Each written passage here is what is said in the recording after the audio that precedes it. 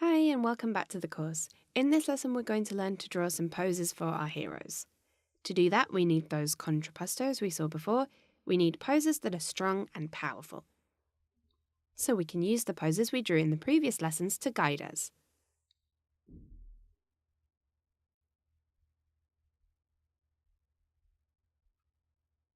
The first one we're going to draw is one that doesn't exactly have a clear contrapposto. We'll first draw the action line, then the torso and the pelvis, and from there the limbs. As you see, the shoulder and hip lines are at the same height. The direction doesn't vary. That's why I say it's not exactly a contrapposto. It's more or less a static pose, but we're going to add strength with the arms and the legs. So although it is more static, as I said, it can still work for us. Remember, if you want to make it more feminine, so to speak, we need to highlight the curve between the torso and the pelvis and draw the chest a little bit above the sternum. In the second pose, we're going to draw, as you see, the line is very dynamic and we're going to make that contrapposto between the shoulder and the hip line. In this case, we want the body to go inwards. We're also going to draw the legs facing each other to add movement. The head recedes slightly into the torso. And to do that, we won't draw the neck and we'll lower the head a little bit. The legs are facing each other. And now we'll move on to the arms. One will be next to the hips and the other pointing down.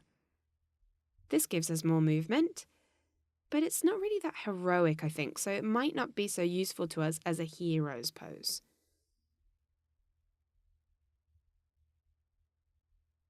In the third one, there is clearly a contrapposto. The shoulder and hip lines are completely opposing each other. We'll make the head look up slightly, and the whole pose in general. So we would place ourselves looking up from below.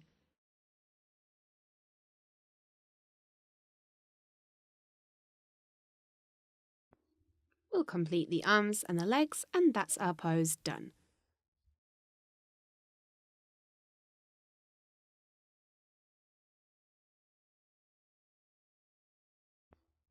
The next pose we're going to draw is this one, where the action line is straight.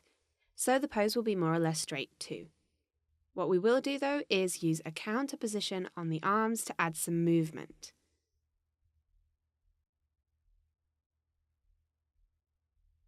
As you see, I've stretched one of the arms and shrunk the other. And this pose now has more strength. It's more heroic. You don't always need a contrapposto in your drawings. Static poses can work too, but you just need to play around with the arms and legs so it doesn't look like a doll.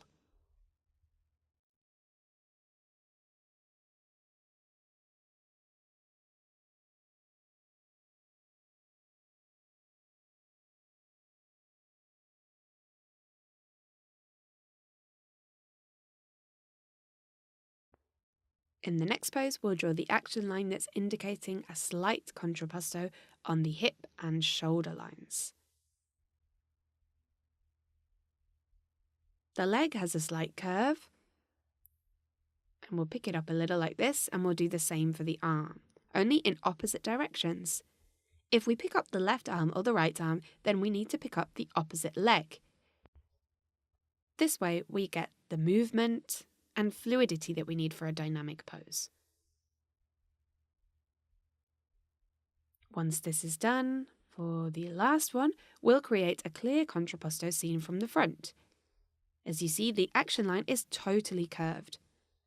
The shoulder line goes upwards and the hips down.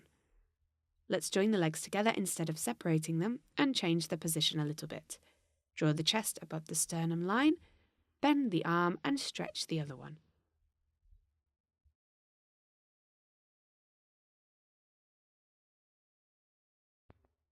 And the next thing we'll do is choose the poses we like the best. For heroic poses, we'll mark those with a cross. So select the ones you like and get rid of the ones you don't want. Do it like this if you're working on a software. Otherwise, if you're working on paper, just save to one side the ones you like. You could even draw them again on a fresh piece of paper. What I'll do is arrange my chosen poses on a new canvas. So that's the study of our poses finished.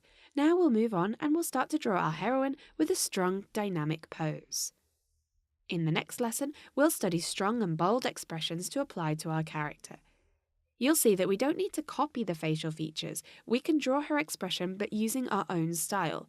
We're not going to make a caricature, but we will be working in our own style. So I'll see you in the next lesson.